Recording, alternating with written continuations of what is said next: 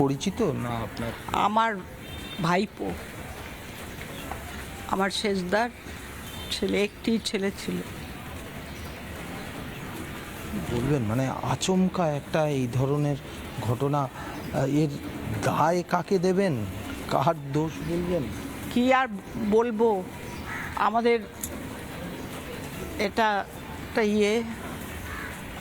নাহলে ওখানেই বা যাবে কেন, এই পরিস্থিতিতেই বা দাঁড়াবে কেন? আমরা মানে ঠিক ভাষায় প্রকাশ করতে পারবো না, আমরা কি হারালাম। আর ও সোশ্যাল ওয়ার্কার ছিল, এই পাড়ায় প্রত্যেকের জন্য ও করতো, কাকে হসপিটাল, কাকে অমুক তমুক সব করে বেড়াতো। তার পরিণতি এইভাবে হবে ভাবতে পারছি না, সেটা আমরা একদমই ঠিক করতে পারছি না। একটা সরকারি হসপিটাল, সেই সরকারি হসপিটালের লিফট 2 ঘন্টা ধরে আটকে রয়েছে।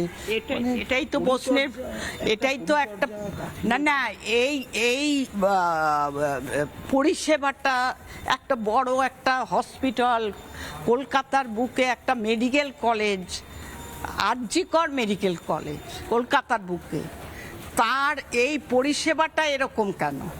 সেটাই আমার প্রশ্নের মুখে দাঁড়িয়ে আছে। তার পরিষেবা এরকম কেন? আজকে আমাদের ছেলেটা চলে গেছে, তাদের তো কিছু হবে না, সারা জীবন মা ভুগবে, আমরা ভুগবো। আমাদের ছেলেটা যে কি ছিল সেটা আমি ভাষায় প্রকাশ করতে পারছি না। ওনার পরিবারে আর কে কে আছে? ওনার বাবা মা, বোন আছে, আর ওনার ওয়াইফ আছে, বাচ্চা আছে একটা 4 বছরের।